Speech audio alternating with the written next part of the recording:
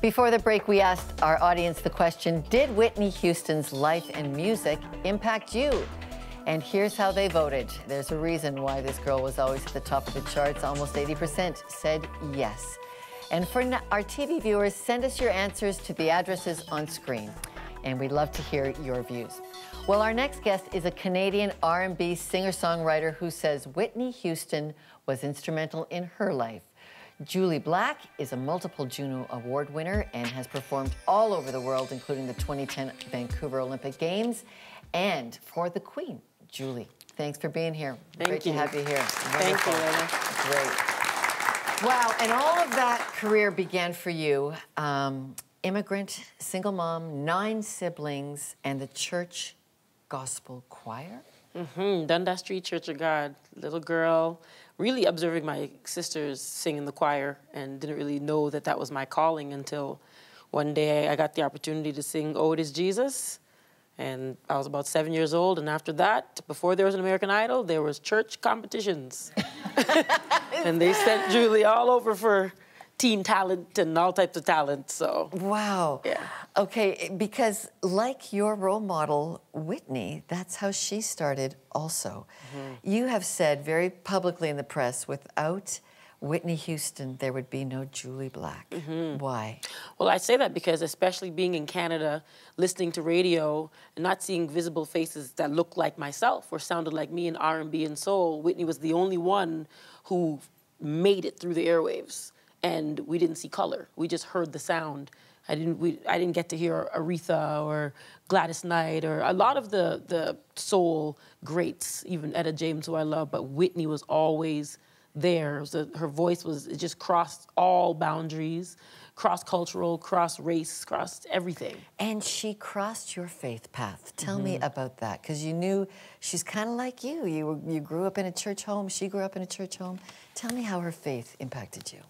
Well, especially in hindsight, just taking in her service, observing the relationships, the people who spoke about her life and honored her, you realize, wow, there's a parallel in who's played an instrumental role in my life throughout the musician community, and also just knowing that your faith came first.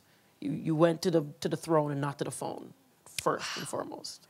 That Whitney's tragic ending, it just really showed us all how difficult it is to navigate the dangers that are in the entertainment industry.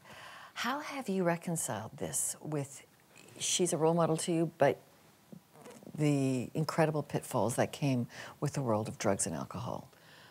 For me personally, I could always just hear my mom saying, "Judge not, lest ye be judged." And so I did my best to not focus on that part of her life and know that, you know, grace, salvation, and that God's the only one that's there all the time to really judge, you know. And I discussed it with my team, my producer, and just we had a good talk about that, like being on our walk right now. So have you purposely then surrounded yourself as an artist with Christian people? Has it happened by accident? How do you protect yourself in the pitfalls of the industry that would just undo you with some of the pressures? Well, not intentionally, because really God is love. So as long as you know that the people around you serve someone higher than themselves, Jesus is the way, for sure, absolutely. But the family, going back to the core, your household. And it's important that, yes, people who I write with, work with on a day-to-day is believers, Christians. You know, you've come with, there's several fans of yours in the audience today, but you've also come with your producer. And yes. I just want to ask Young Pete, because you know the American scene, you know the whole pressures that are in the gospel music heart of an artist, and yet the reality of a non-gospel world. How would you say a person steers clear of destructive habits? Follow up what Jully was saying, I personally believe it comes with the root of a family foundation. Most people aren't blessed with the physical family of a mother and father, the structure of what marriages are supposed to be and what they were based off of. So we join ministries and we fellowship amongst each other like we are now. So I believe the faith part of it really comes strong with being able to have the right leadership, the right guidance. And being that we're in the secular, we're amongst the world, but we're not of the world, we have we just sort of have to rely on each other. We have to be each other's eyes. We have to be each other's ears. We have to be each other's prayer partners. Because realistically, you can't you can't walk around with a Bible all the time. And yeah, you guys are tweeting God is great, I'm noticing. Yeah, on your of course. like, you're just like, boom, it's going. Of course, and that's because, honestly, you know, we hear cliche when people receive their accolades, you know, I would like to first and foremost give thanks to God, and it's become a trend. It's almost like a fad. But when we step off the stage, it's what are you doing? What is your life exemplifying? And we realize that you can either conform to be of the world to then get what your reward will be on earth, or you can push and fight the good fight of faith and figure out that in time, with patience and perseverance, God will give you everything that no man could take away from you. Amen. Thank you, young Pete, Julie. The gospel roots, you know, that you started in the church choir, what do they mean? What do they mean to you? Wow, home, safety, reverence, the foundation for me as a vocalist. I don't think there's any voice trainer on earth that could give you that type of discipline and training, knowing that you need to own the lyrics, get lost in the lyrics, but also own them, live them. And for me, it was my playground, really. That was my playground. Wow. Julie, if you could sing one gospel song for Whitney and I could have sang at her funeral, do you know what you would have picked? Do you know what you would have liked to sing? Just right away, it has to be God giving me this. I would probably sing, they that wait upon the Lord shall renew their strength.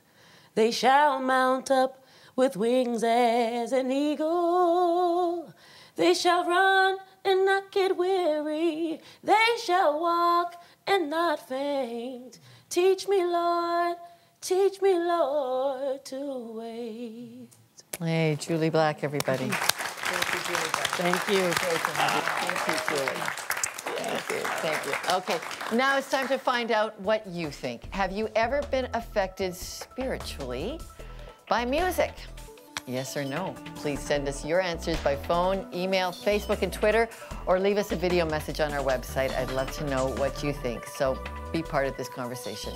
And our studio audience will take a live vote, and we'll have those results when we come back. But coming up, the renowned director of the Toronto Mass Choir, Karen Burke, on why the gospel pull in Whitney Houston's music remains so powerful.